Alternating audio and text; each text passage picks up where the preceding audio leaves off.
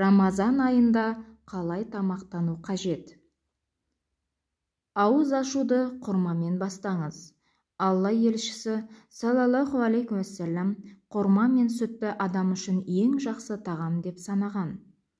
Суды көбірек ішіңіз. Ауыз ашқан соң суды көбірек ішу керек. Сәресі уақытына дейін бірнеше стақан су ішуге тырысыңыз. Егер суды ұнатпасаңыз, айран, қантсыз компот, жеміс шырынын ішсеңіз болады. Тез шөлдететін тағамдардан бас тартыңыз. Күнделікті қолданатын тұзды өнімдерден тұздалған қияр, қызанақ, түрлі тұзды салаттардан бас тартыңыз. Асықпай тамақтаныңыз. Ауыз ашқаннан кейін алдымен құрма мен су, сорпа, ет қосылған көкөніс тағамдары сияқты жеңіліп тағамдардан бастаңыз. Бірден қуырылған тамақ жеуге болмайды. Асығыс тамақтансаңыз, асқазаныңыз қорыта алмай ауруларға душар болуыңыз мүмкін. Тәттілермен қоштасыңыз. Ас мәзірінен тәттілерді алып тастаңыз. Себебі бұлар ағзаңызды әлсіретіп, қарныңызды тез аштырады. Ауыз ашқаннан соң 2-3 сағаттан соң тәттінің орнына құрма, кептірілген өрік, мейіз, жаңғақ қолданыңыз. Кофені Рамазан айында қоя тұрыңыз. Егер сіз таңызды жұмыспен емес, кофемен бастар болсаңыз, Рамазан айында кофені қоя тұрыңыз.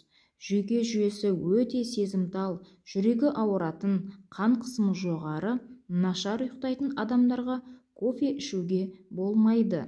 Шектен тыс кофе ішу организмге зиян келтіреді.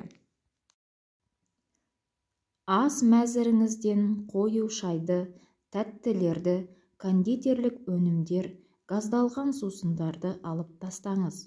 Себебі бұлар ағзаңызды әлсіретіп, қарныңызды тез аштырады.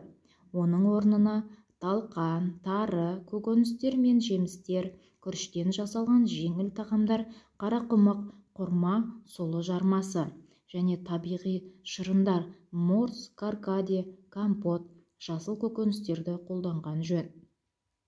Және кептірілген өрік, мейіз, жаңғақ, жалбыз шайы, көк шай, қызанақ, зәйтүн, арпа наны, сүт өнімдерін көбірек қолданғаныңыз жөн.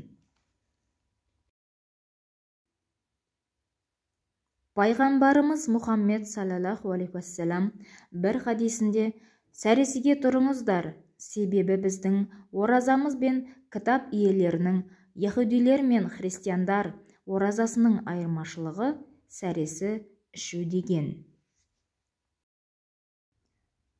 Расында нұр шашқан айдың адамзатқа берер пайдасы мол. Ең әуелі ауыз бекіту пендені күнәдан сақтайды.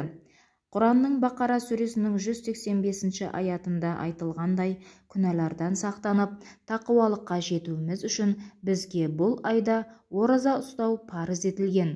Оразаның мақсаты мұсылманды тазартып, тақуалық дәрежеге жеткізу екендігі белгілі.